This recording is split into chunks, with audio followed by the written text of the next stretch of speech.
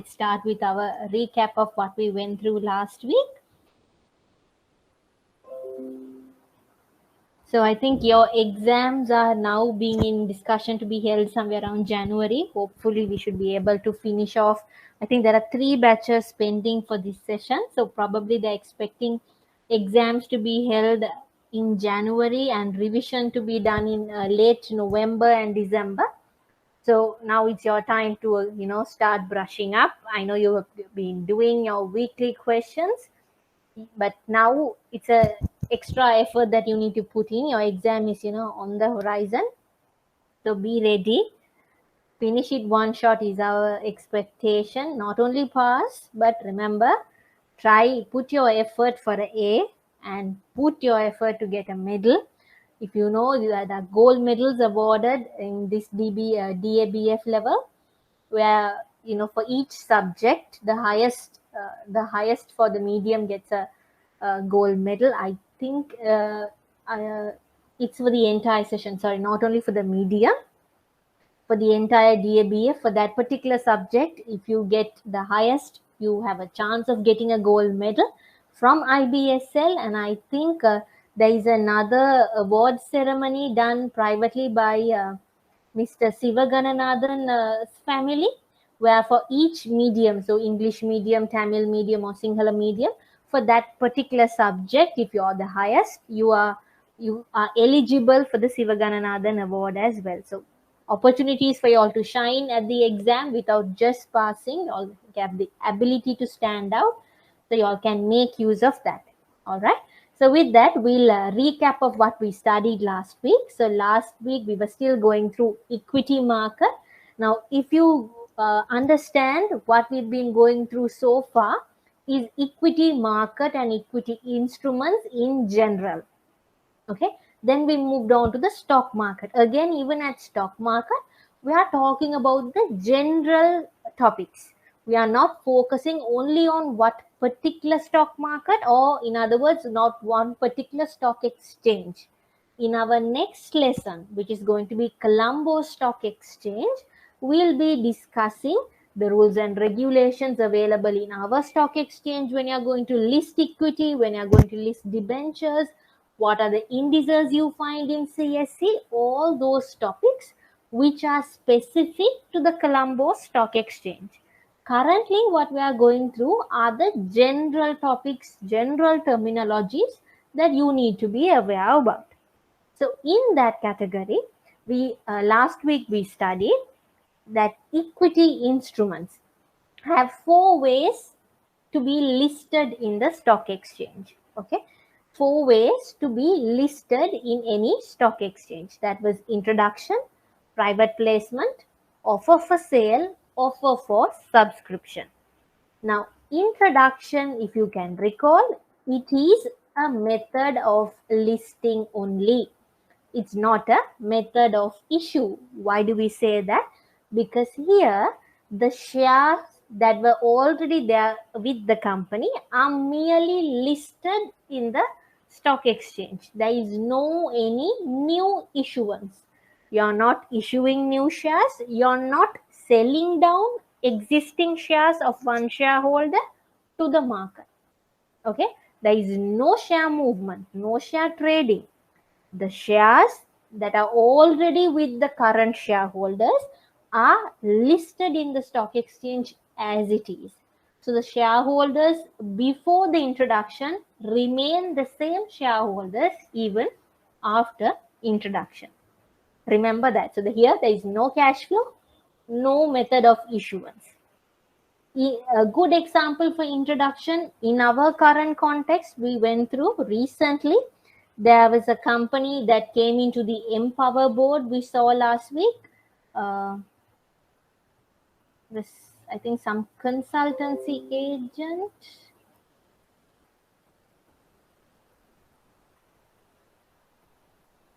That was recently bought into the board.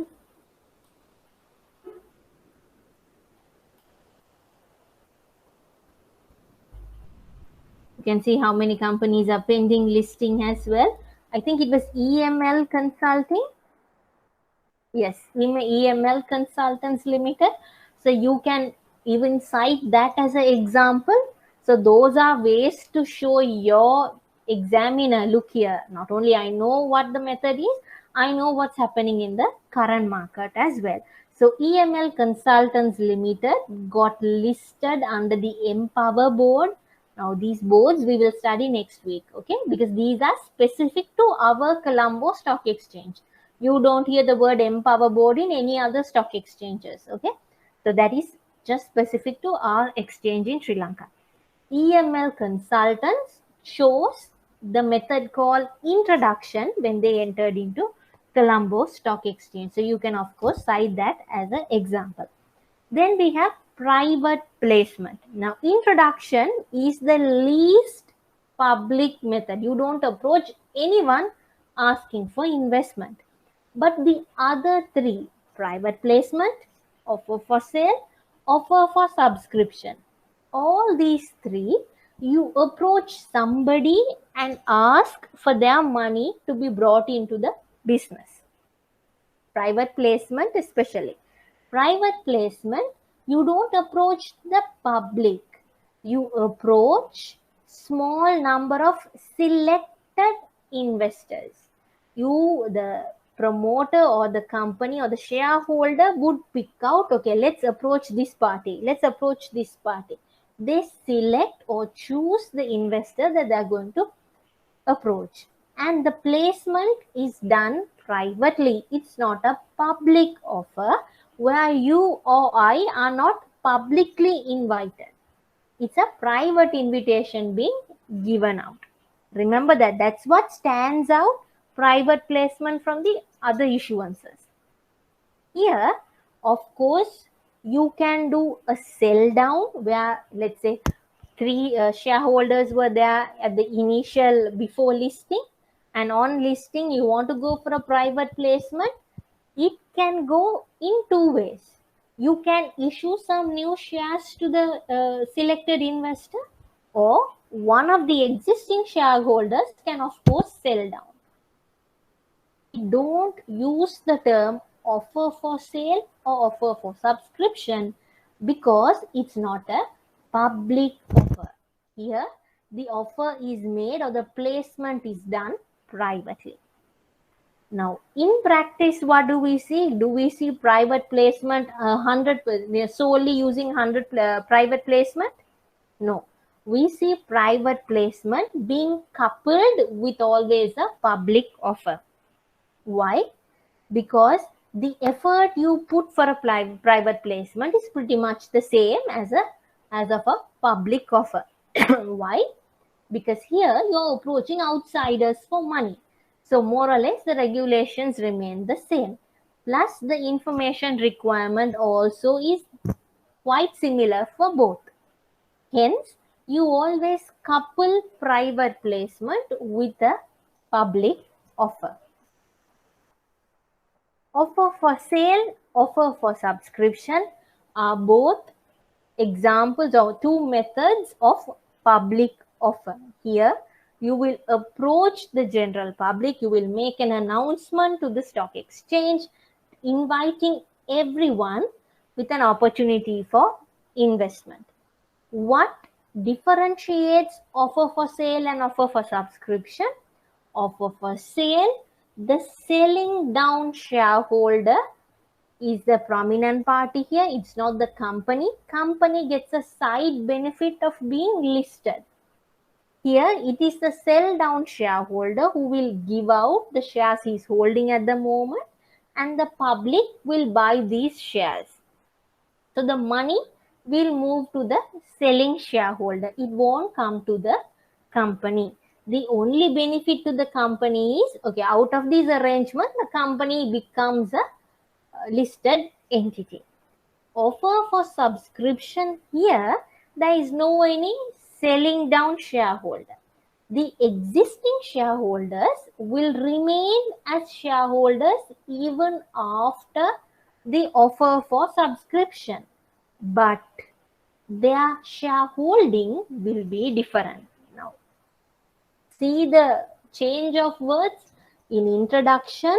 Also, The initial shareholders will remain as shareholders even after the the method of listing. Even after introduction, they will remain as shareholders. There, even the shareholding percentage won't change. Here, yes, even after offer for subscription, they will remain as shareholders, but their percentage of holding is now going to reduce unless they buy the new shares as well. If they don't, then definitely their percentage of exposure or their shareholding percentage will definitely reduce. What is the benefit to the company from this arrangement?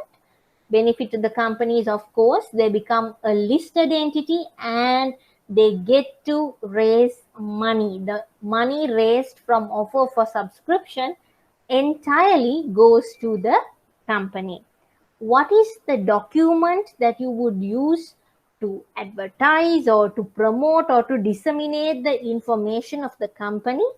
It's called prospectus.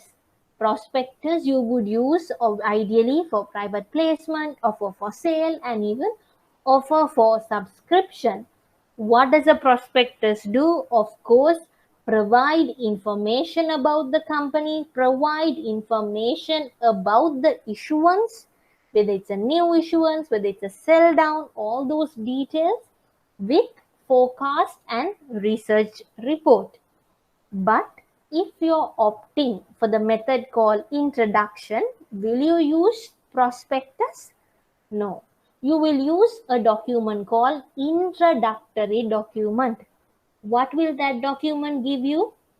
That document will give you information about the company, about the introduction method that they have selected, and their future expectations for the company. So know these 4 methods in and out. One of the easiest areas for you all to study, so don't complicate. Of course, a good example for offer for sale we saw last week was the BPPL company. You can, of course, access their prospectus and definitely have a look of it. These are just for examples for you all to write. BPPL Holdings PLC, the way they got listed in the stock exchange was through offer for sale. So we saw that Hydra Money sold down their exposure to the public. Offer for subscription, of course, the newly listed Prime Lands opted for offer for subscription. Why? We saw the prospectus last week, right? They used the money to buy certain lands, to settle off part of their loan. For all those purposes, they needed money, hence opted for offer for subscription. What are the advantages of an IPO? Disadvantages of an IPO? We discussed in detail. What is an IPO? Initial public offering. When you are making an offer to the public for the very first time, you term it as initial public offer. It can be offer for sale or offer for subscription. Either way, both those methods were public offer methods. If you do it for the very first time, it becomes a IPO. Then, of course, the types of stock issuances, bonus issue and rights issue. What is the difference between bonus and rights? What is the similarity between bonus and rights? Both those aspects you need to know. What is the similarity? Both these are given out to the existing shareholders. Both these stock issuances or share issuances are done to the existing shareholders. It becomes a benefit to them. What is the difference? In a bonus issue, the share is given free of charge. The company doesn't get any cash inflow from this. What is the benefit to the company by doing a bonus issue? 2 benefits. They get to improve their stated capital by increasing the number of shares. They could, of course, increase their stated capital by capitalizing their reserves. Now, if they have a lot of retained profits over time being built up, they can capitalize part of that retained profits as stated capital and improve the stated capital. So that's a benefit for the company. Second benefit to the company is they do not have to pay cash dividends to the shareholders. By doing a bonus issue, they will give out free shares to the existing shareholder. Now, if I am an existing shareholder and I get one free share, one share free of charge, no any cost, and this particular share I can sell in the market for 30 rupees. So the company doesn't have to give me the 30 rupees. They gave me the share. I can of course sell it in the market and get that money. So this bonus issue helps the companies to increase their stated capital by capitalizing reserves and also to give out as dividends without causing a strain on their cash balances. All right. Rights issue. What is the difference here?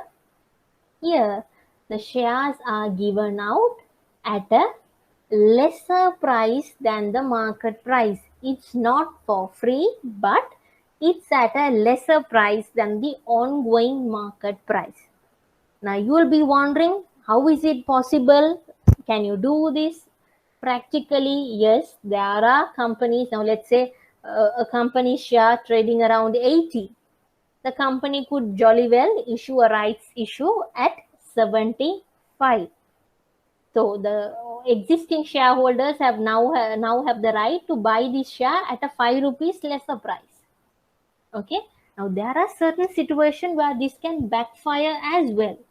Okay. There are, if you go through our stock exchange, even certain companies, when they make the rights issue announcement, let's say the share is trading at 2 rupees, they make the rights issue announcement at, let's say, 1.5 rupees. In certain situations where market reacts and they have a downfall, the rights issue price is higher than the existing share price, where the price has now come down to 1 rupee. Because of course, market price is not going to get stagnated at the same price. It can move, it can fluctuate. Let's say it declines to 1 after the rights issue announcement, then no one is going to subscribe for the rights. Why do I have to buy from the company at 1.5 when I can buy from the market at 1 rupee? Simple thinking as that. So the company, when they go out for rights issue, they have to be very vigilant about the market movements and the pricing that they're going to go for as well. In the rights issue, what's the benefit to the company? They again get to increase their stated capital while also getting a cash inflow to the company, and they're able to give a benefit to their existing shareholders rather than a dividend payment, where they can give their share at a lesser price and make their shareholders happy as well. Share split, one particular share being split into several parts. A very good example is beginning of this year, we saw a lot of Haley's group of companies going into a share split. So remember that one particular share being broken down into several parts. The consequence of this is there is no change in the stated capital or the market capitalization of the company. The total value will remain the same, but the number of shares in issuance will increase, and price per share, market price per share, and the par value per share will reduce proportionately. So when one number is increasing, one number is decreasing, the stated capital and the market capitalization as a total value will remain unchanged. So remember that, don't get confused. When one share is priced at 1,000, they're splitting that one share into 2 shares. So what happens? You now have 2 shares, each 500 rupees each. Think about that. Okay, now let's say you have one share of, let's say, Haley's. Before the share split, it was around 1,000 rupees. They tell you we are going to break one share into 10 parts, which is what they did. One share was broken down into 10 shares, which means now I have, my total investment was how much? 1000 rupees. It's going to be as it is. There is no money movement. Even after the share split, it is at 1000, but now I will have 10 shares, each at 100 rupees. Number of shares is going to increase. Price per share or the par value per share is going to decrease. What is the reason for doing a share split by a company? They do a share split if they feel that the liquidity of their stock is inadequate. If they feel that the number of stocks in issuance is not enough, there is not much stocks with the public to trade quickly. Now, even if it's an illiquid share, it's going to impact on the demand for that company's shares as well. Let's say not many people have that company's shares, it becomes very difficult for the existing shareholders to sell down. Correct? So to increase liquidity, to increase transaction, they will definitely opt for a share split. This creates an appetite for retail investors. Investors like you and me who are in the retail category would now opt to buy those shares. Now think simply. Earlier, one share of Hales was 1000. So if you don't have 1000 rupees, you cannot think about buying a Hales share. But after the share split, one share is now 100 rupees. So if I just have 200, I can now buy 2 Hales shares. So the retail demand will increase when you do a share split. Stock repurchase, what happens? It is like the reverse of a share issuance. The company issues shares at a share issuance. Here, the company will buy back its own share, will repurchase its share from the public. What is the benefit to the company from this? When they have excessive cash, when they want to limit the control of the company to certain shareholders only, then of course they could go for a share repurchase, or even sometimes when they want to get out of a particular market, they could do this. Most of the time companies do this because they could, now let's say they are going to announce a bigger dividend and their parent already holds a hefty amount of the shares, but they don't want to give this big dividend for others as well. So what they do is they will opt for a share repurchase and ask this, and entice the small investors to sell. When they repurchase the small investors shares, the parent company will have a bigger shareholding, and of course a larger chunk of the dividend will go to them. Okay, that's one of the ways or reasons why they do the stock repurchase. If a company opts for share repurchase, remember this: they have to have a very healthy cash balance to go in for a stock repurchase, or they need to have a good bank backing or good bank lending to go for this, a stable bank lending line to go for this kind of a stock repurchase. All right, and consequence of this repurchase is, of course, your gearing is going to increase. Mandatory offer, we were discussing this last week. In the latter end, we saw a good example recently. What was the example? Lankem Ceylon buying over Acme Printing. You can even go through the announcement. What triggers a mandatory offer? You should be aware of that. What triggers a mandatory offer? When you purchase a listed company's shares. Now remember the words. When you buy a listed company's shares, more than 30% of its shareholding. It has to be more than 30% or at least 30%. Let's say you go for 28, 29, it doesn't trigger mandatory offer. 30 or more. Now, the person who acquires that 30% or more need not to be just one person. It can be even a body corporate. In other words, a company. Another company can also buy. Still, it will trigger a mandatory offer. What is the reason, or why do you call this mandatory offer? A person who buys 30% or more shares of a listed company must make a mandatory offer to the balanced shareholders, offering the same price that they bought for the other shareholders as well, giving them an opportunity to exit if they don't like this share acquisition.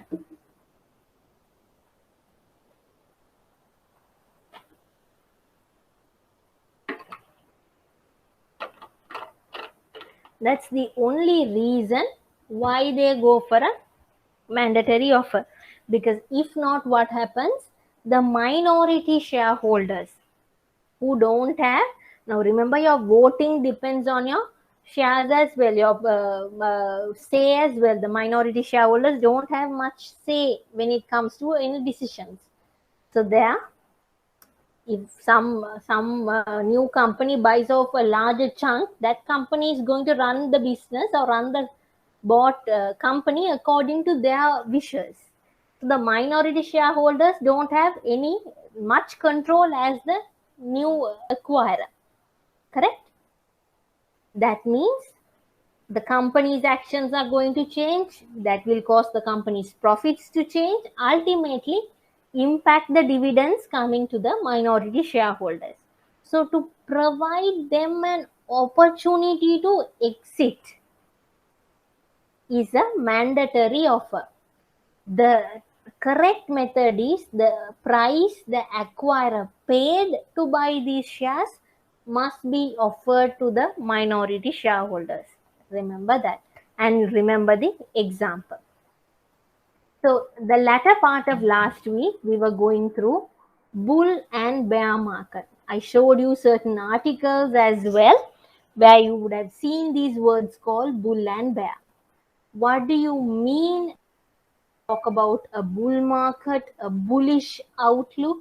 Those particular words is, of course, when you know the animal bull, it always charges ahead.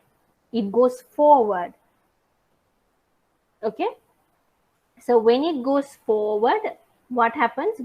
Just like the animal, you expect the stocks to increase, you expect the economy to go up, you expect employment levels to increase, GDP levels to increase. So a bull economy, a bullish outlook, a bull market indicates a positive sentiment. You are expecting better things to happen in the particular market. But bear market, what is a bear market? What is a bear? What does it do? You know, a bear usually is it charging ahead? No, it's always hiding, looking down, it's always focused on the ground. Just as that, a bear market or a bearish outlook, those words indicate a pessimistic outlook for the future. What do you mean by a pessimistic outlook? You do not expect good things to come in the future.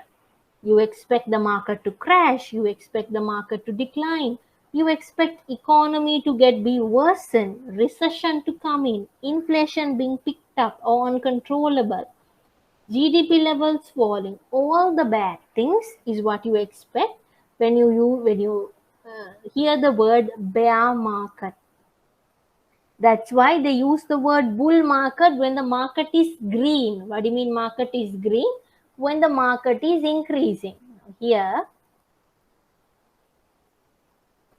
see here, they're expecting a bull market. Market has charged ahead. But when this is in a red zone, now this is a sector. Okay, it's a sector indices. Certain handful of companies are denoted here. So forget the S&P, look at ASPI.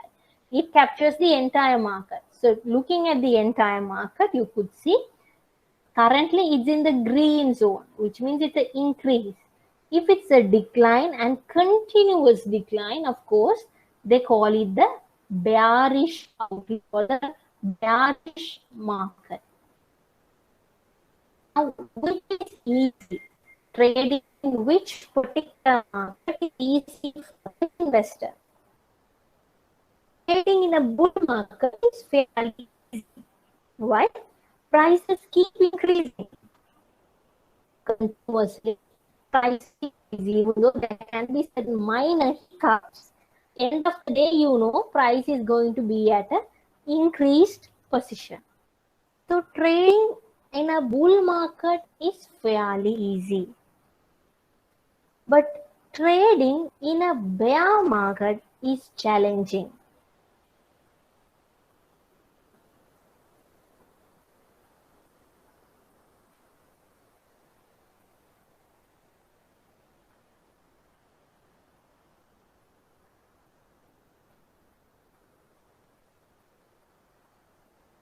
Now let's say market is increasing as it is. So you know, if you buy at 11 o'clock in the morning, at around 12 prices, at around 1 price will increase. At around 2:30, it will be at a increased position than the O. So when you know this, trading becomes very easy. You, of course, if you already hold the share, you will look to sell at the highest point. If you don't have the share, you know, the earlier you buy, better it is. So maybe at the market opening time, you will buy, at the market you would sell. So in a bull market,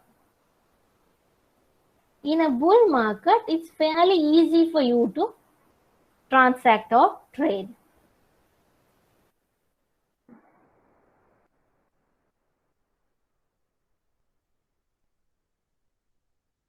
When the market is at a decline, what happens when a market is at a decline?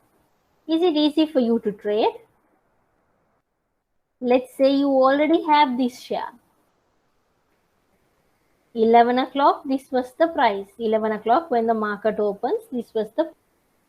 Now, when the market closing, it has now declined. It is at a decline continuously. So earlier you sell, you can cut your loss. But can you get a gain in a bear market? Why do you come to a stock market or equity market? Of course, to get a gain. So in a bull market, it's fairly easy to get a gain. Why? Continuously the market is at an upward trend. Here, continuously market is at a down. Can you get a gain here? You can only stop your loss here. You can't get a gain when the market is at a bear market. Let's say you don't have this share. You are now only looking to buy this share, but now the prices are declining. Will you buy it when the market opens on that particular day? No. You know definitely this is going to decline further. So you have to either wait till it declines and then immediately turns positive. If you don't know this turning point, you can't buy until then. Why? If you buy even at this point, still you have to face a loss until it takes a turn. So in a bear market, achieving objective of getting a gain in the equity market is very, very challenging. I won't say can't. It's very challenging. There are two ways for you to do it. What's the one way? You should be able to predict this turning point. If you can predict this turning point where the market picks up, excellent. You can of course get the best gain possible. But let's say you couldn't guess this particular point, or you bought it before this particular point, or you bought it after the particular point. Still, here even if you buy it, your gain is now reduced.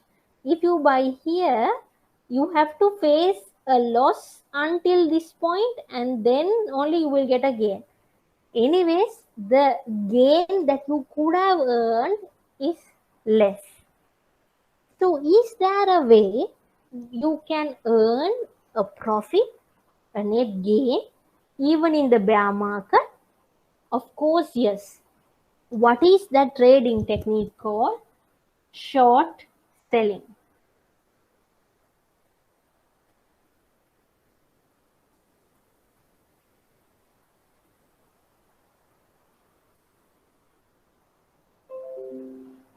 Short selling is a trading technique. What is this? It's a trading technique which can be used in a bear market. I should be specific, which has to be used in the bear market. Use this in the bull market. If you use this in the bull market, you're going to end up with bigger losses than you can imagine.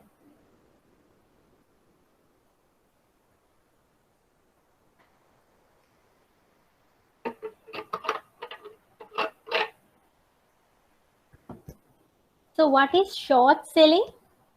Now this particular topic, I want you all to be conversant, because even in the current context, Colombo Stock Exchange is looking to introduce short selling to the market. They still haven't, but it's a possibility in the horizon. So understand this concept pretty well. So what they do here is, remember when the market declined,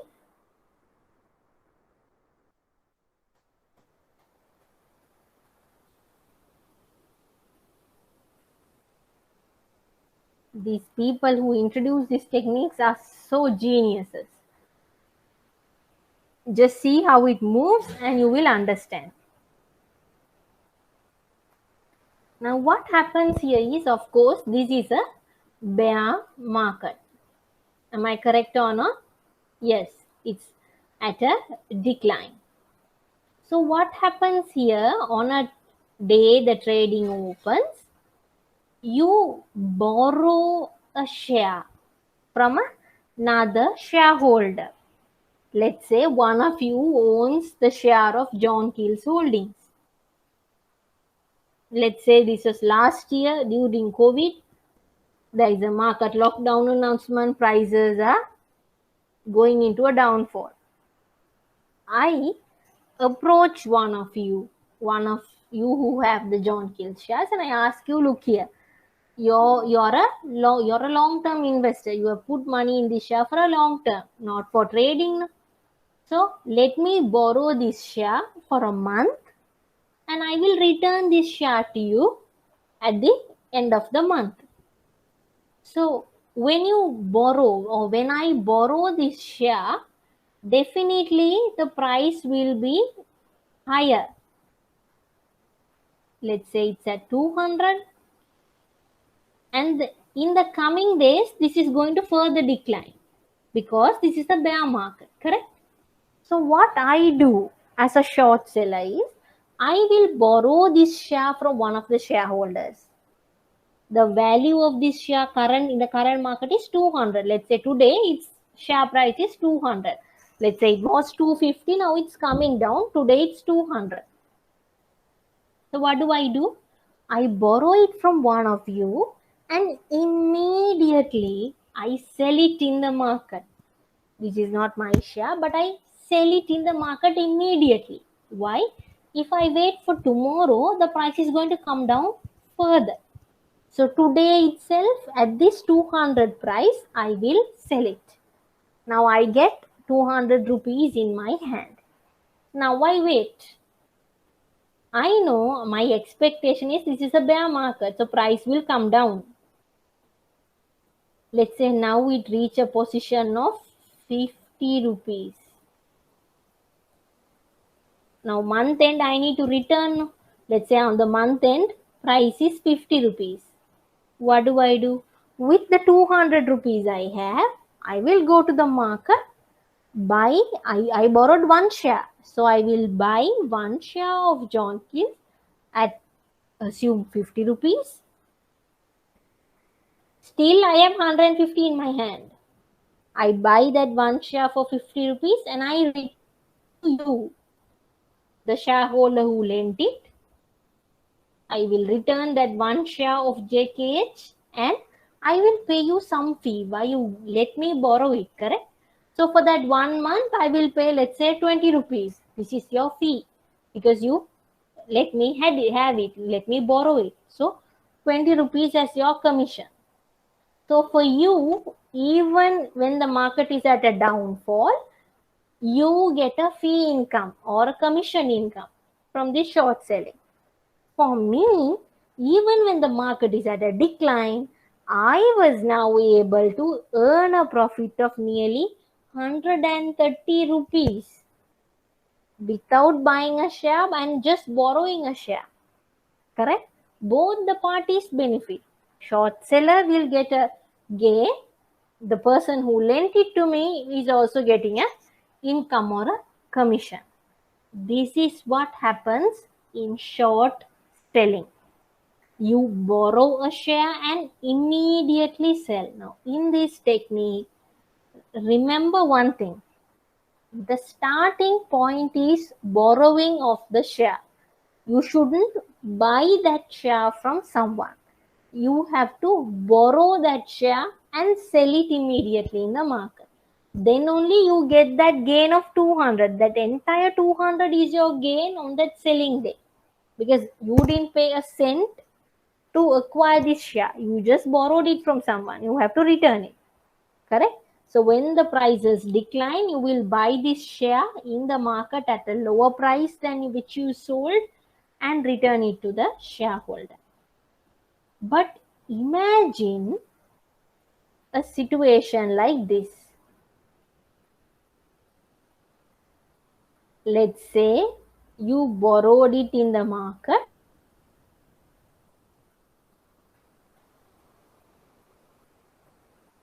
You borrowed it in the market at this particular price.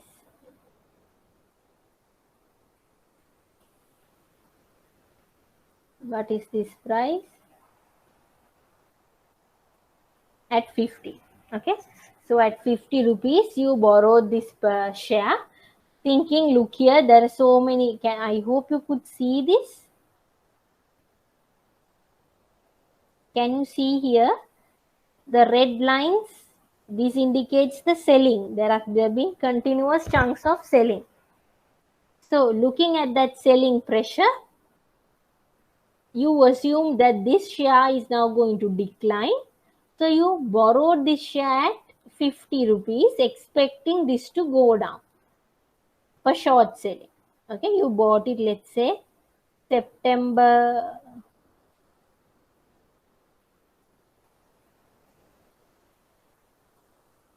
21st. Your expectation is this will come down. But for your good timing, share price has now skyrocketed to 148. Now, on October 21st, you have to return this share. If this share comes to 25 levels, or let's say even 40 levels, you are at a profit. Why? You got 50 rupees, you immediately sold it at 50. You have 50 rupees, you can buy this one share at 40 rupees. Let's say pay a commission of 5 rupees and still end up with a gain of 5. Okay. What if this current trend of this share, see the current trend, price has skyrocketed to 150 levels. Let's say it stabilizes at 160. What happens to the short selling trader? He is now going to end up at a bigger loss. He has to definitely buy the share on the 21st of October. It will be, let's say, in our assumed example, around 160. He has to pay 160 and buy and return it to the shareholder. and with a commission. Why you borrowed it? You can't say I didn't get a gain, so no commission. Because you borrowed it, you have to pay a commission. So with that, somewhere probably around 180. So for the short selling trader, 180 minus 50 is 130 rupees loss per share. That's why short selling has to be done when the market is a bear market.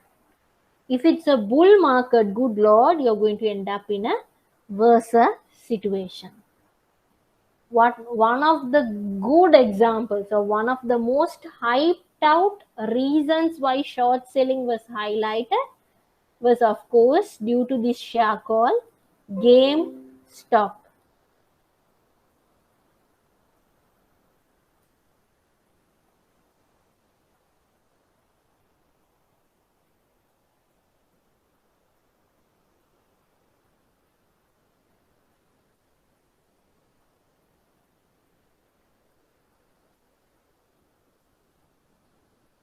Okay, so can you see here? Let's go for the 1 year chart. Let's go for the 5 year chart. Can you see that this share hasn't been so high up? Maximum 20 levels, and in the recent 2020s, can you see? In the recent 2020s, it was around $4 per share. But could you note that the beginning of this year, it took a drastic increase to about how many? $325 in January 2021. What was the reason? Now, this short selling technique is a very famous technique. So there was a lot of fund companies, a lot of companies who manage funds, who started doing short selling when the market is at a decline, or when a company's share price is at a decline. Okay, so what they do is, when they know a company is doing very bad and the company's price is going to decline, what happens is they borrow shares of that company from existing shareholders and immediately sell at the ongoing price and wait till the share price decline further so that they could buy back and return. In other words, do short selling and get a return. Now, what happened at the beginning of this year? A lot of, how do you call them, crusaders, informal Robin Hoods. What they did was, they saw that these fund companies were high net worth companies who were who already had money, and now they want to multiply the money further. So as a way to make those funding companies pay, or as a way to make those funding companies a loss, what did these crusaders and Robin Hoods do? They started demanding for these GameStop shares continuously. They started somehow increasing the price. With that, the price, which was around $12 per share, skyrocketed to 325 US dollars. So the short selling traders who had already borrowed the share and sold and had to return, buy at a higher price, incurring very huge losses. There were certain fund companies who had eventually had to close down as well. So this was one of the recent examples where short selling was heavily highlighted for their benefits and for their disadvantages. Okay. Why do you have to learn it? One thing, our stock exchange is trying to adapt it, and it was recently that this event happened. The GameStop share short selling issue happened in this year. So read up on that. Possible MCQ questions for you. So be aware about what happened.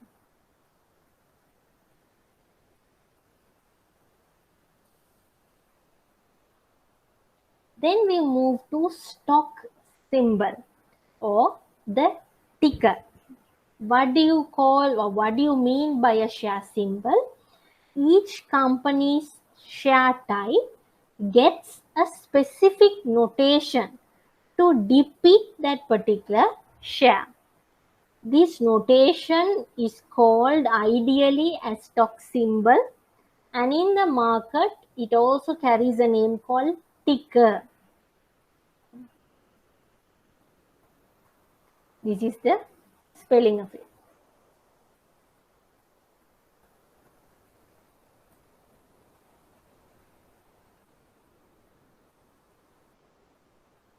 Ticker. Okay. So this is a alphabetic name that you give to the particular share depending on the name of the company at the time of listing. This ticker cannot be changed whenever you change a company name. No. This is specifically given to the company based on their company name at the time of listing.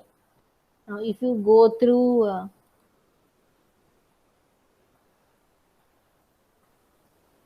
Haley's,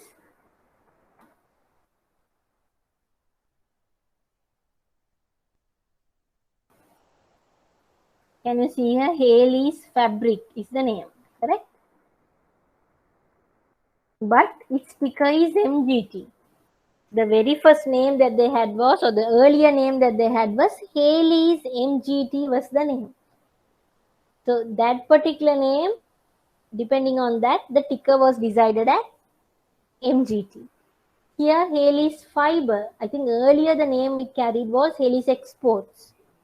Correct? So depending on that particular name, the ticker was decided. Just because you change the company name, you are unable to change the ticker. The ticker meaning the alphabetic letters that you use behind in front of that dot N. This denotes the company. The dot N depicts the type of that stock, whether it's voting, non-voting, preference, bonus, units, warrants, debentures. Okay. So let me show you one of those, the ranges of the letters that they have. So we are even on a practical angle. There are several notations, not only just N and X. N and X we already know. There are certain other notations as well. I will show you to shortly. But remember, this first few alphabetical letters represents the company name, dot, and later on it depicts the type of the instrument. How did this ticker was introduced? Because in the olden days, the ticker was used as a way to, earlier when the stock market was new, they had to print the entire company's name to denote a share. So as a method to, reduce the paper waste that is going, because for share trades, a lot of documents have to be, paper has to be used. So to reduce it, they started abbreviating the name with the share instrument type so that your typing or your printing cost is minimized. That's how the stock ticker came about. Now looking at this after dot notation, what are the types that they have? Can you see here? These are the types available currently in our share market. The dot N meaning the voting share or the usual ordinary, the normal ordinary shares. Dot X meaning non-voting shares. Dot P meaning you're talking about preference shares. Dot U, you're talking about unit trust, units. Okay, what is the example? The Candor unit.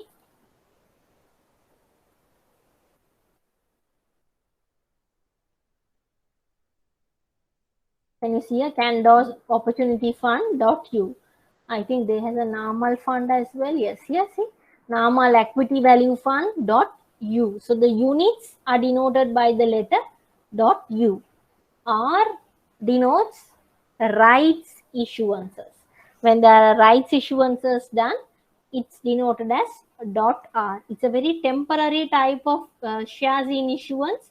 Later, the rights get converted into shares, correct? So then it will either be .n or .x, but until the rights are open, it carries a notation called .r. Then there's a notation called .w for share warrants, .b for bonus shares issued, .d for debentures issued. .w is share warrants. What are share warrants? These are warrants given by the issuing company itself, that share company itself, to buy the shares of that company at a particular price to the existing shareholder. You'll be wondering, isn't it the same thing as options? In an option, anyone can give that right. Here, it is the company which is giving out this warrant for their own shares. And those are new shares that are being issued. The specific price doesn't have to be lesser than the market price. It can be even more than market price. Okay, but it's an entitlement to the shareholder. Usually it's lesser than the ongoing price, but it's a right to the shareholder.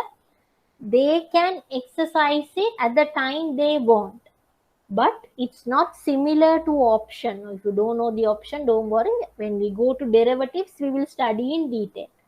Here in share warrant, the company that is issuing its own warrant, the company saying, look here, you can buy my shares at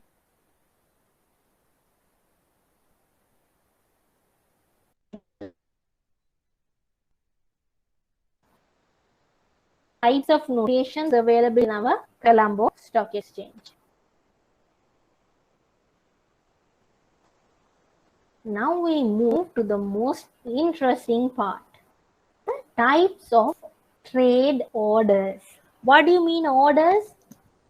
Now, I told you we buy shares, we sell shares. Can you and I do it directly? Can we go to the Colombo Stock Exchange and scream 10 shares, 10 rupees each? No. These are all done digitally. You and I have to enter our order to the system, and through that, the order will get executed. It can be done in two ways. Earlier, you give your order to the stockbroker. The stockbroker will enter it into the system. Or you yourself can now do through your online trading platform. You have DirectFN, you have A-Trad. Those are all the trading platforms they have.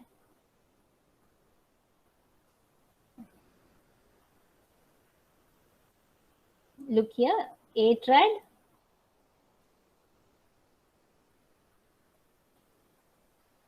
A-Trad, or there is another trading platform called DirectFN.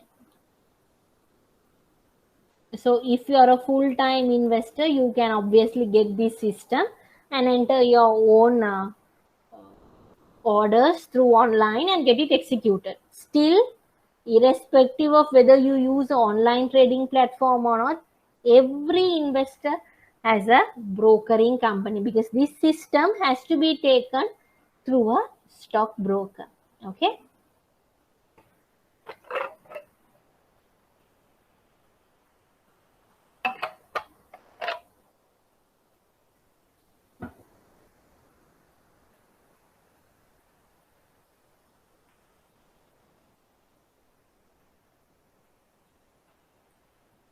Now, when you give your buy and sell order, that can differ or vary by different types. Now, whether you give it to a broker directly, whether you give it, whether you enter into the system, they have to standardize these types of orders so that even when the broker enters and the person themselves enter, the type of order doesn't vary. Now, the system can accept these several types of trade orders.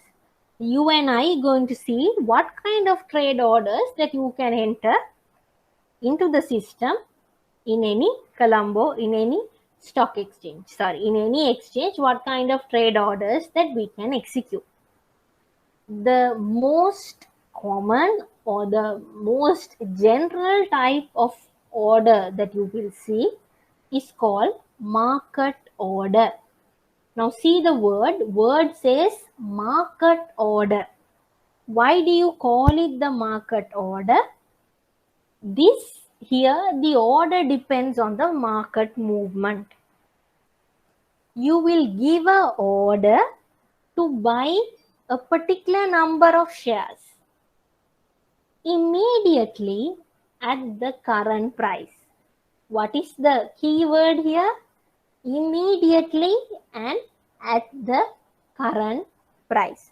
That is what you call as market order. At the current price, the order has to get executed. Now, market order happens when you're, let's say, in a panic mode, when you think price is going to move further, immediately buy it at the current price. Or price is going to decline further and you already have this share. So immediately sell.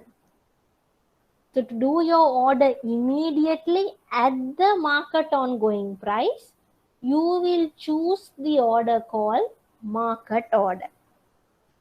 But what you need to remember is when you choose market order, there are two repercussions.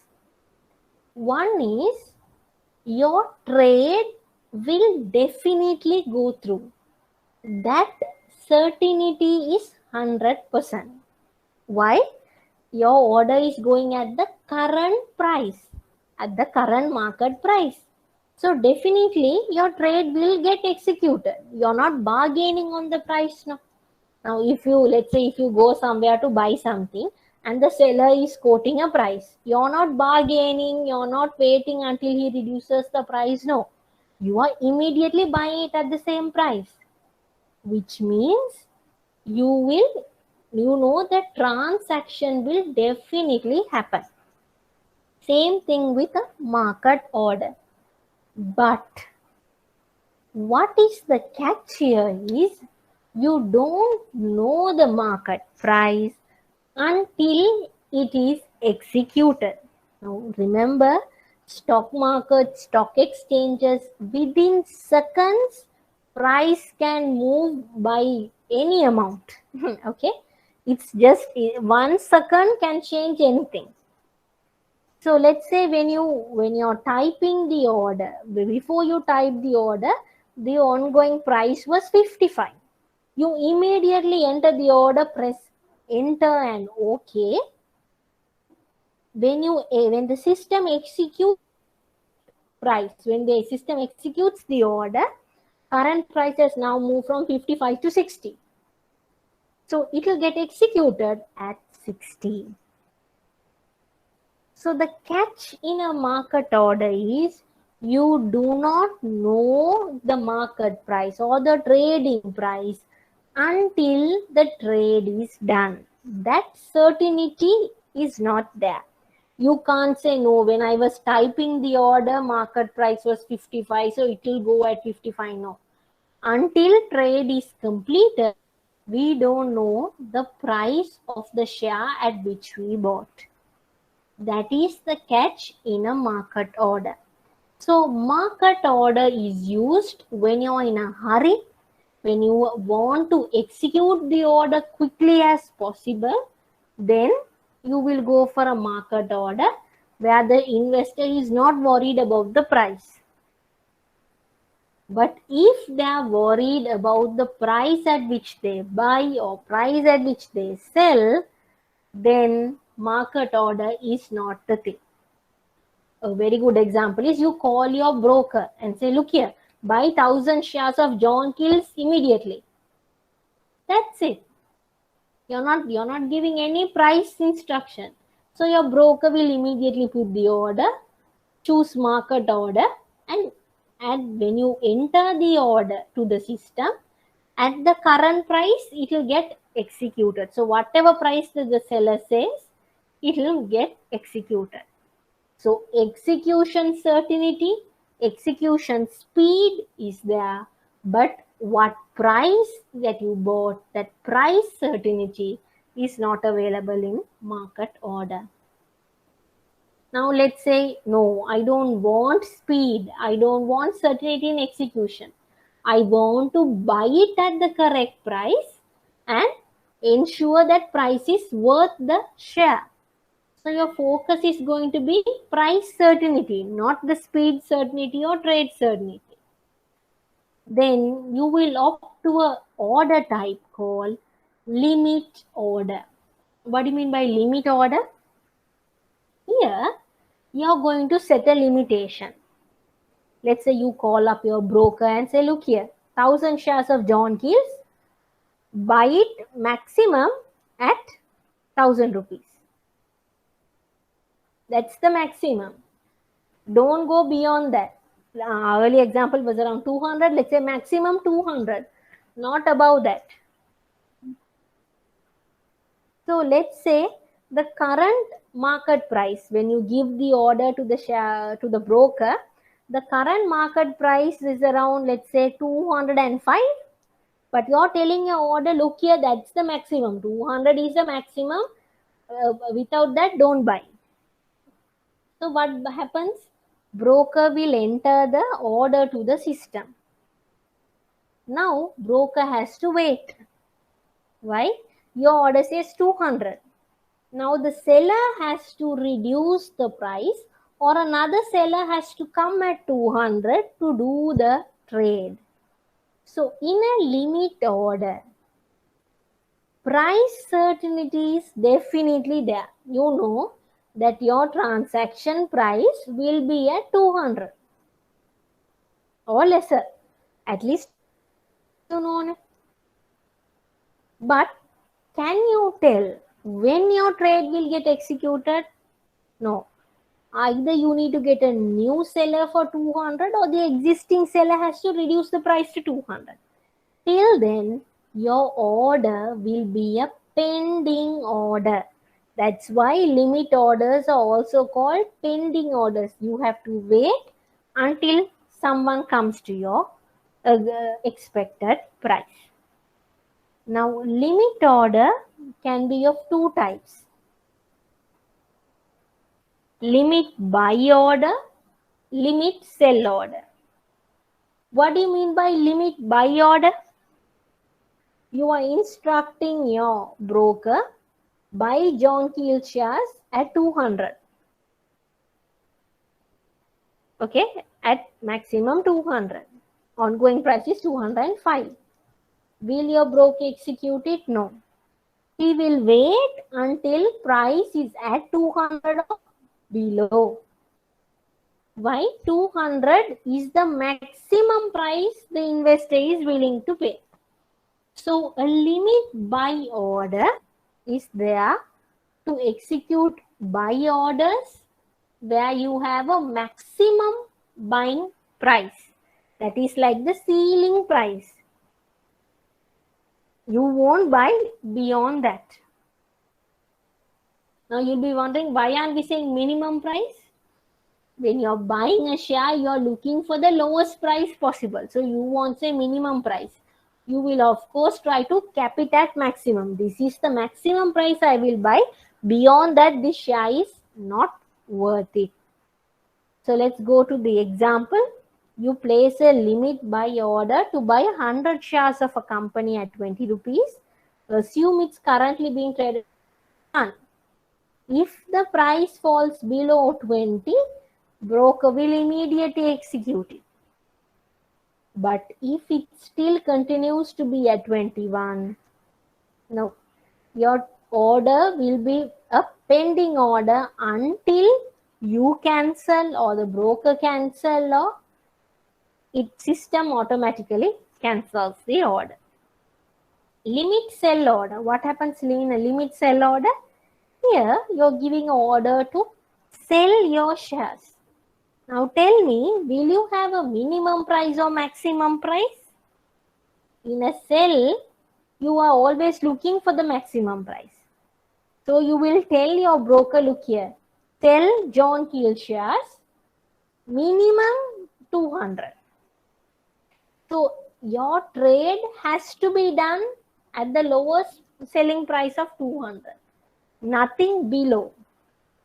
So you have the price certainty. You know 200 or above is going to be the price of your sell order. But do you know when? No. Until a new investor comes to buy at 200 or the existing investor increases their price to buy it at 200, you won't execute your order. So here also it's a waiting game. You will have to wait until someone matches according to your price. What is the example? If you place a limit sell order to sell 100 shares of a company at 22 rupees. Currently the price is already 21.50. What happens? If it's below 22, you are not going to do it. But let's say it goes above, you will immediately execute. I think here there's a typing error.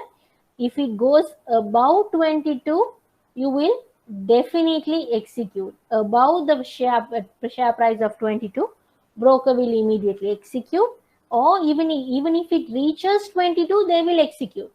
If it goes below 22, no, they won't execute. Why? Limit sell order sets their minimum selling price. 22 is the minimum selling price, nothing below.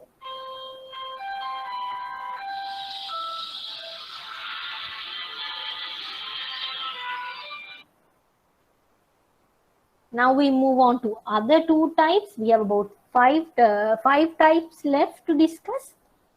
Fill or kill order. Now this is a conditional order. Why? You're going to instruct your broker, look here, I want 1,000 shares of John Keells immediately and at once. So here, what are the two conditions? You have to buy it immediately and you have to buy it at once. If you can't do either of these, you will cancel the order. If you can't buy John Keells shares immediately at one bulk, at once, you're going to buy the 1,000 shares. You will kill the order. Either you fill it or you kill the order. That's what you call a fill or kill order. It has to happen at a one trade and immediately. Here, bothered on the price? No. Your intention is whether you can get that entire quantity at once. What is a day order? Day orders are fairly simple. Let's say in our local context, the Colombo Stock Exchange, at what time do they open, at what time do they close? Market opens at 11. Pre-opening happens somewhere around 10:30, but market opens at 11 and closes at 2:30. So trading happens between 11 to 2:30. Earlier it was between 9:30 to 2:30. Now they have 11 to 2:30. Okay. So when you put an order, let's say you put an order at sharp 11 to the system, it can be limit order, market order, not, of course not a market order, sorry, it can be a limit order or any other type, stop loss order, take profit orders.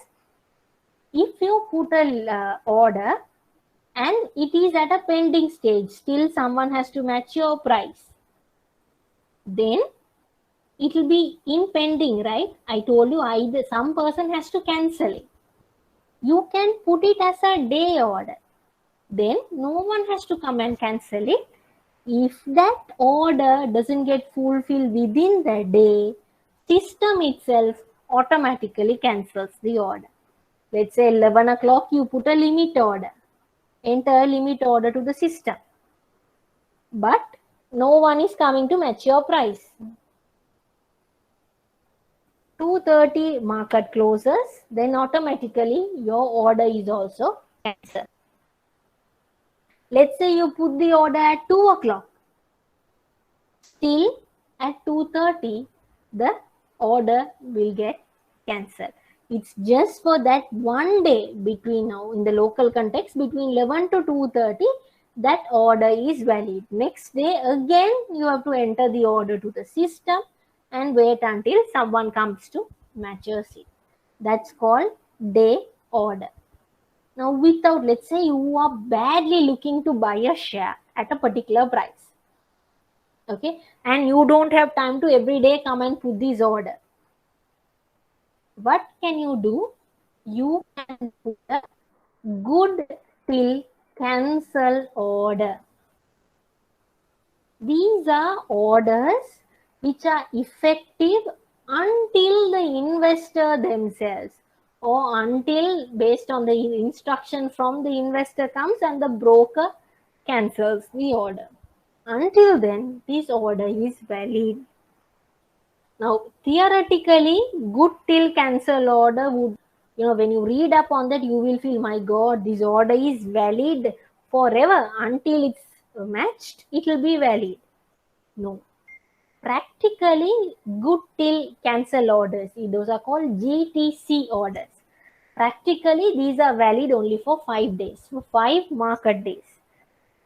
So for my 5 market days, your order will be pending in the system. It will be open in the system until someone matches with your price and quantity. After the 5th day, system themselves will automatically cancel. But it gives you a longest time than any other type of order.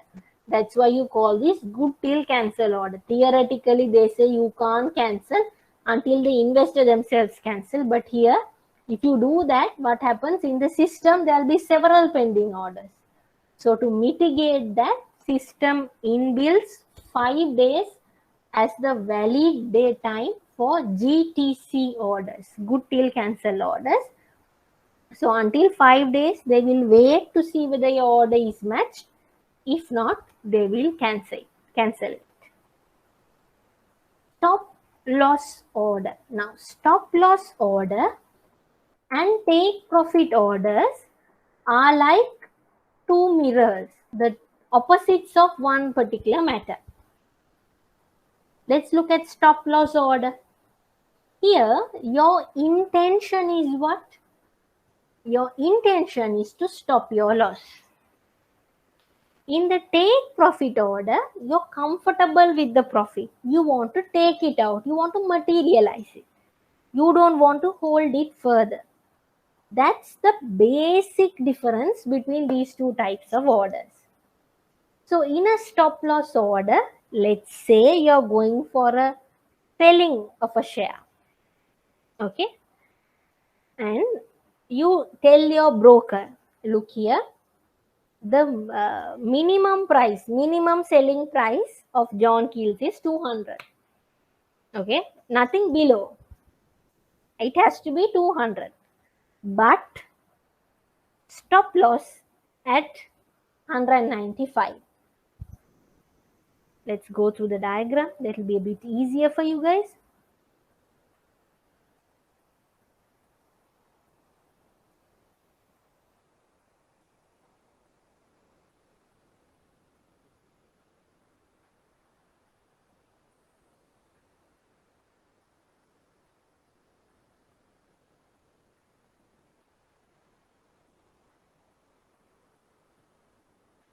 Let's say John Keel's, the order, I call one of my brokers and say, okay, John Keel's shares, minimum price to sell is 200. I won't say maximum, no, I will look to buy at the highest price possible. This is the minimum price. Okay. Stop loss at 195. What do I mean by this? The broker, the lowest price that they could sell is 200. Okay. That is the lowest price. Let's say it doesn't come to 200 itself. It falls so sharp, it falls to 198. Okay, it falls to 198.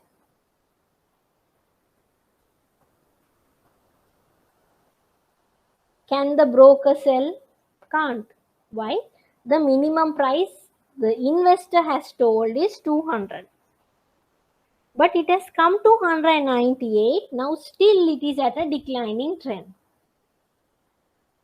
When it hits 195, the stop loss order will get activated. And then at the immediate available price, the selling will happen. What is the intention here is 200 is my minimum. But in case it falls below, this is the maximum price that I will cut off my loss. You have to stop my loss at 195. So you will immediately buy at the next available price. 195 is like the wake up alarm. You won't sell it at 195. That is like the wake up alarm. Look here, price has been coming down. That will trigger the stop loss order, and the stop loss order will automatically go through at the next available price after it hits 195. Let's say 194.9. Okay. So here your intention is there is a decline in the prices when you're going to sell, or there is a significant increase when you're trying to buy. You want to mitigate your loss. Then you will use a stop loss order. What is important here is you have a stop loss price. This price will trigger the order and it will get executed at the next available price. Okay. So if you are going for a stop loss buy order, it will be always above the current market price. If it's a stop loss sell order, it will be below the current market price. Now we'll look at a stop loss buy order. You give a order to your share broker saying, okay, the maximum price that I would buy this share, let's say the maximum price I will buy NBB shares is 75. Okay, let's say at 75.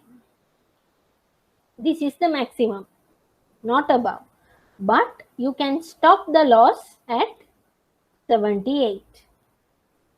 So what happens here is, if it's at 75, they will immediately execute the order.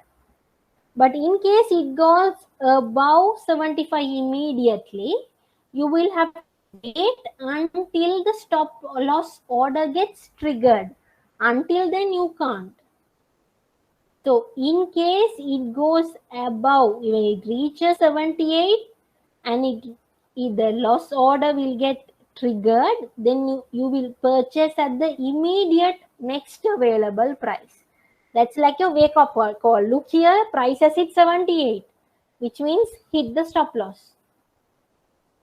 Okay. Now there are certain times where stock price would have increased further than that. You can cut down your loss. But can you see here? Let's say your share volatility was something like this. Your stop loss order was here. You immediately buy at this price, but after that it declines. Then you can't help it.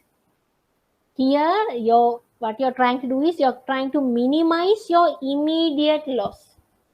This is a timing issue that will happen. Let's say you executed at 78, which is here, and after that price is continuously decline, then can't help. That's a wrong call. Market can go either way.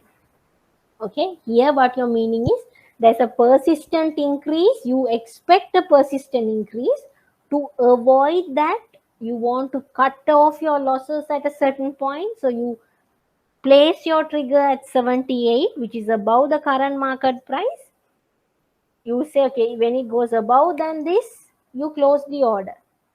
So 78 will trigger the order and it will get executed at the next available price. It can be 78.1. Okay, that's called stop loss order. What do you mean by take profit order?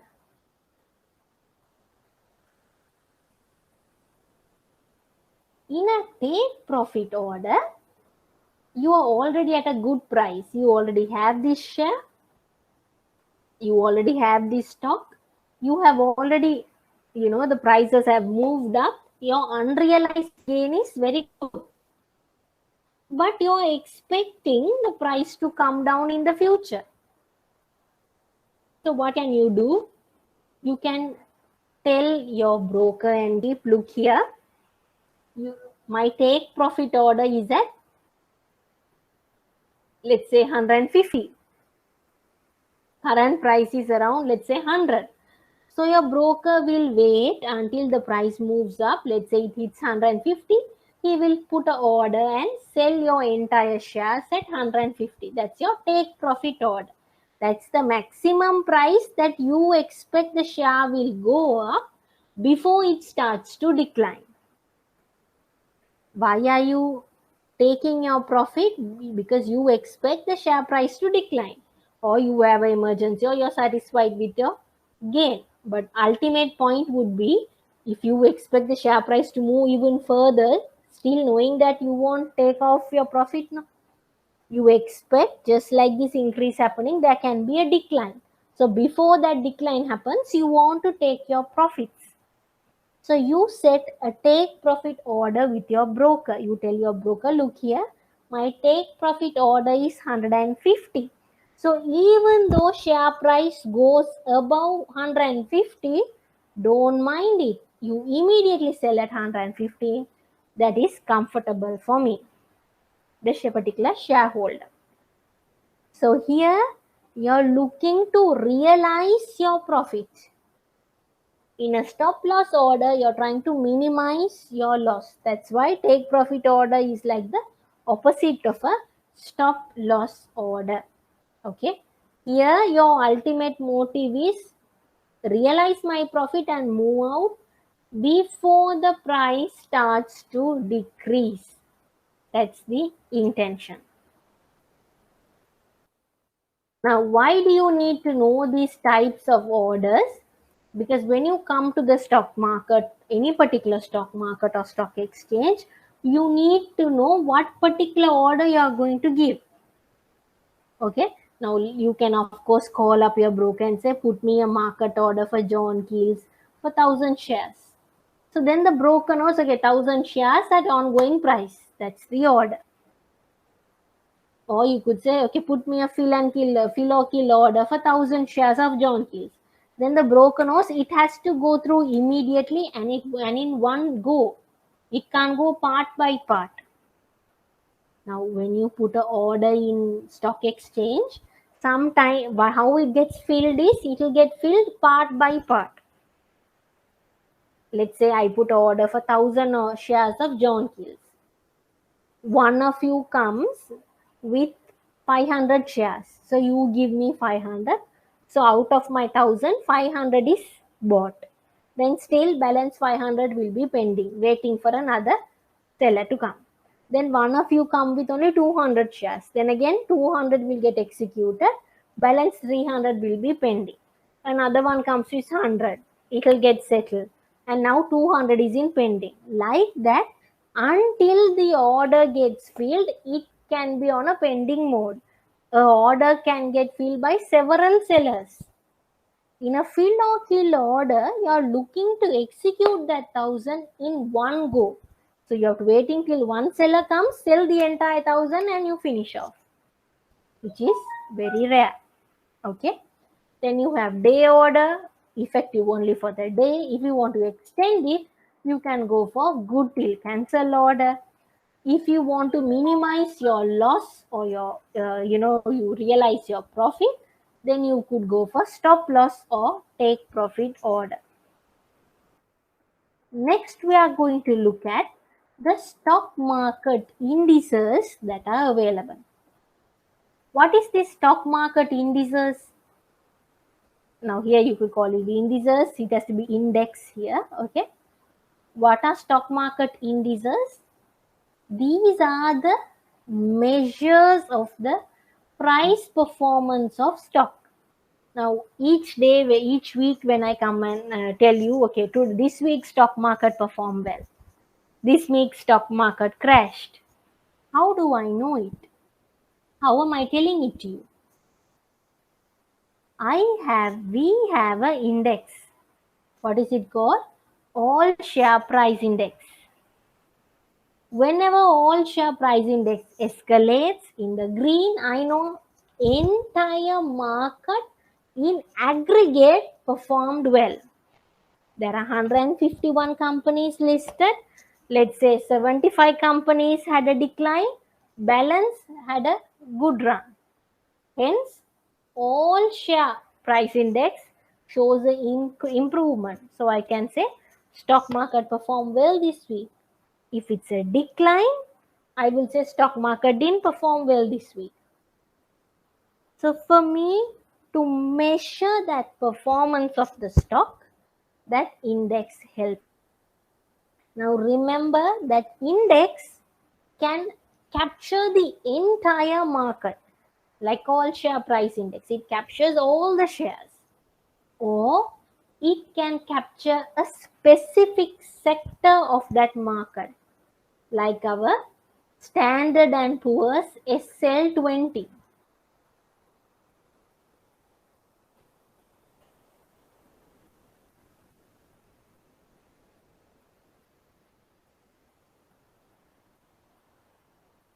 Here, this is one particular sector. It includes the most liquid shares.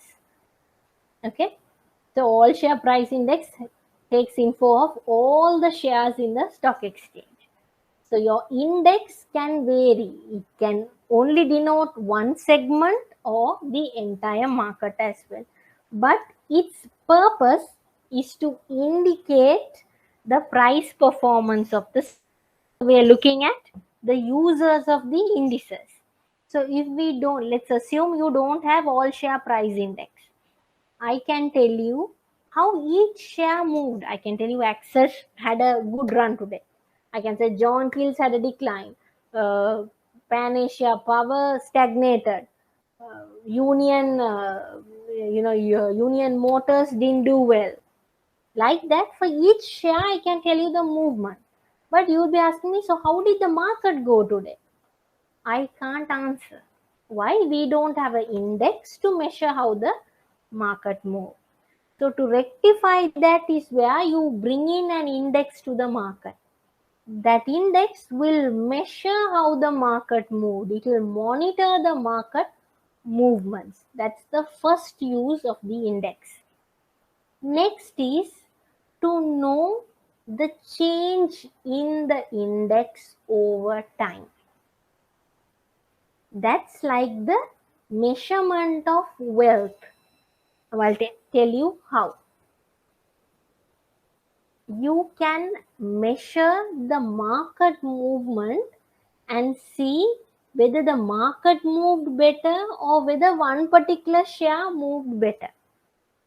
Now I can compare all share price index last year December with all share price index as of September. And let's say the year to date increase was 30%. Okay, which means if I put my money in all shares of the stock exchange in the same proportion, my wealth would have increased by 30%. Okay, that's the yardstick. Let's say I measure Access Engineering share price. Assume, okay, Access Engineering share price, the December share price with September. Oh no, let's leave that. Take our very good example that we have here.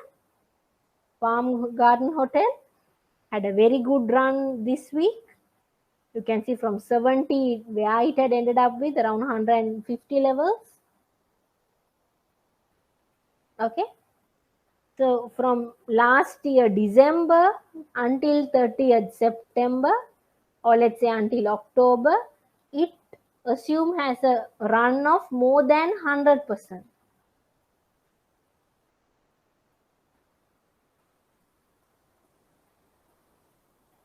What does it tell you? More than the market, this one share has been able to outperform the market growth. Market increased by only 30%. But if you put all your money in this one share, you should have been able to multiply or have 100% increase in your wealth. So to gauge that, an index will help. It will be like a helping role. Next, to perform the role of barometers of an economy. I explained it to you earlier as well. Market acts as the leading indicator. So for how do you know it's a leading indicator? How can you know it's performing well? That's where the index comes in. Provides a means of evaluating the performance of fund managers by providing the benchmark for them to compare. Now, in the second one, in the second point, I showed you how you and I can measure our increase in wealth, whether our wealth increase was in line with the market growth. But there are fund agencies who invest in several shares. They can use the all share price index or their market price index as the measuring yardstick, as the minimum growth. Now imagine you run a fund. Okay, you pool money from several investors, you invest in shares, and using those shares you have capital gains, and you increase the wealth of the investors. What is the minimum expectations of your investors? They will want to at least have the same movement as all share price index. Now in this example, all share price index grew by 30% for the 9 months. Let's assume the fund was able to outperform the market, where fund reported for the 9 months they reported a 90% increase in their wealth, in their fund portfolio. Then the investors can be now happy. Overall market moved only 30. This fund manager was able to pick some good shares, so the entire portfolio increased by 60. There'll be another fund manager who's reporting 100%. That fund manager is even excellent. Why? Market only moved by 30. He was able to outperform or increase the fund by 100%. He nearly doubled it. Let's say the fund manager only reports 20% growth. What happens? Oh my God, this fund manager has picked some poor shares, not so good shares. That's why when the entire market was able to grow by 30, he was able to only grow by 20%, not enough. So this ASPI or any price index being there in the market helps to evaluate and compare the fund manager's performance with the market movement. Finally, why do you need an index? Warren Buffett introduced this concept called index fund. He once made a statement. He said, end of the day, market outperforms everyone. He said, look here, temporarily, we are comparing the market movement with the fund manager's movement, with our personal portfolio movement, and we are happy, okay, we outperform the market. He said, market always outperforms. He said, end of the day, when you see the overall growth, it is the entire index's growth that is at a significant level. No fund, no portfolio is able to outperform that growth. Now, if you see ASPI's growth from initial issuance until now, that growth is phenomenal. You can't see that growth in any fund or portfolio. So he introduced these funds called index funds. What are these index funds? What they do is, just like other funds, they take money from retailers and other investors. They pool money and create a fund. What do they do is, now other funding managers, they will pick the good shares. They will pick shares of the company that will perform well, give good dividends, and invest in those.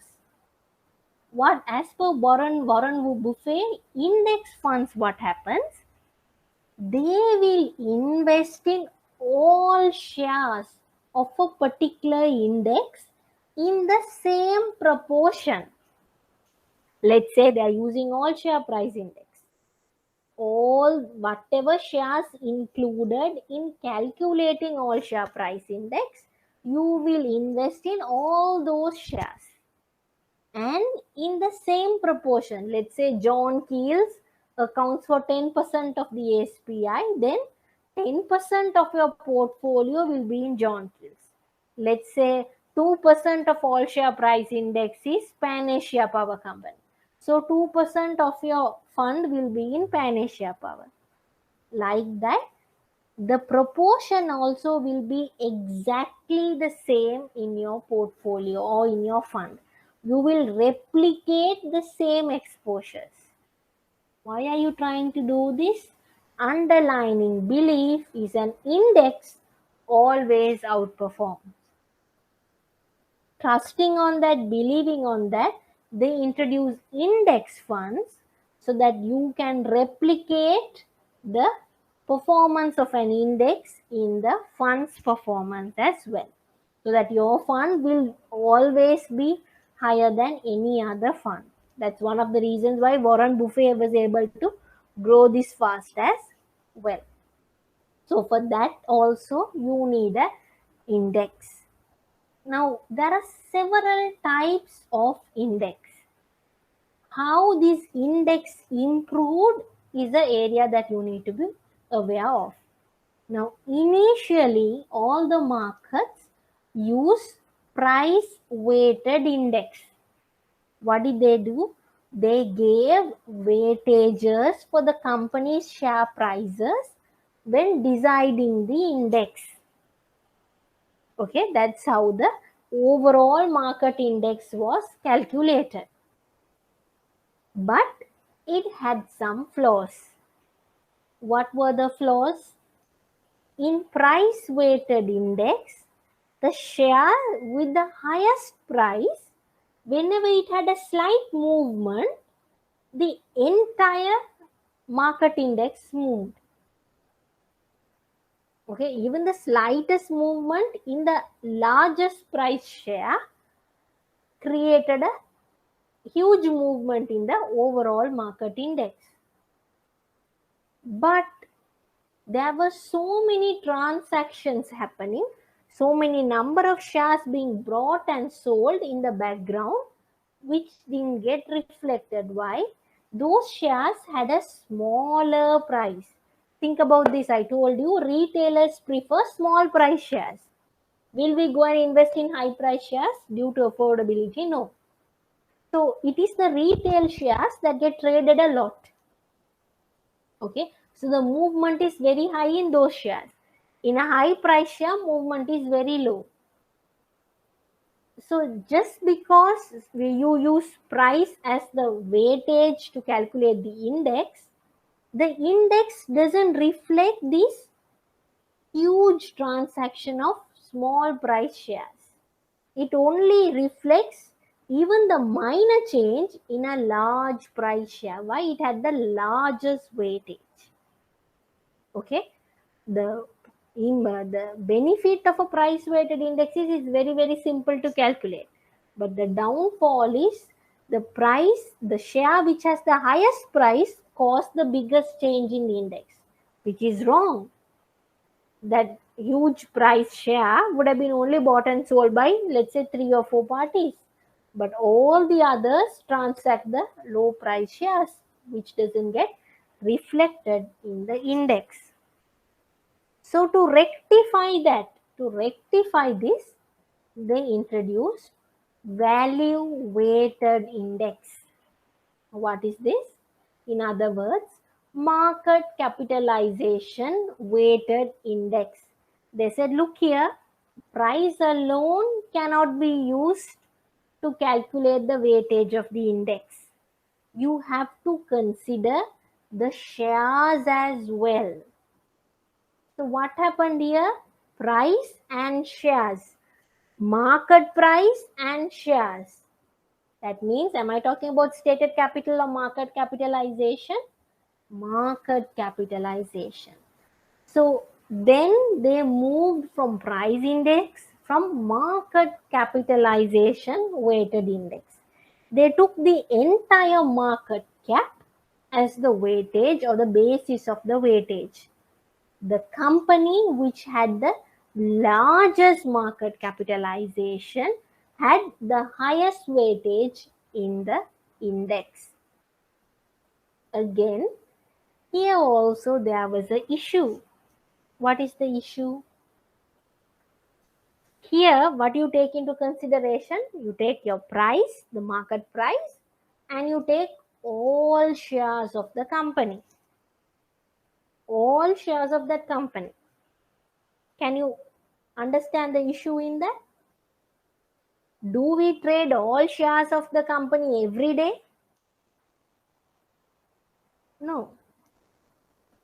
For example, let's say Nestle Lanka. Their parent company holds the highest share, which is abroad. Will they every day trade the share? Of course not. They're not going to give down their control. But in our index, we are thinking, okay, this entire share outstanding is getting traded every day, which is a wrong assumption. So they adjusted the market capitalization. They said, correct, market capitalization is the right way to go. But we shouldn't take all shares of the company. We should take the free float shares of the company. What do you mean free float shares? The shares publicly available for you and I to buy. Now Nestle, there is a huge chunk owned by the parent company. Is it available for you and I to buy until the person sells it? No. You and I can only buy the shares held by the local investors. Let's say another investor has it, so that he can sell it to me. Of course, parent company wouldn't sell down. So free float meaning a company's shares which are actually available for the public to buy or sell.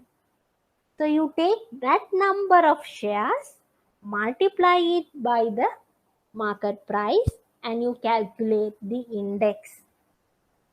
This truly reflects the market movement, because every day in that particular market, the shares that get traded is this free float. All right. So whenever free float changes, or let's say Nestle actually sells down their shareholding, then of course free float will increase. That will also get included in the index.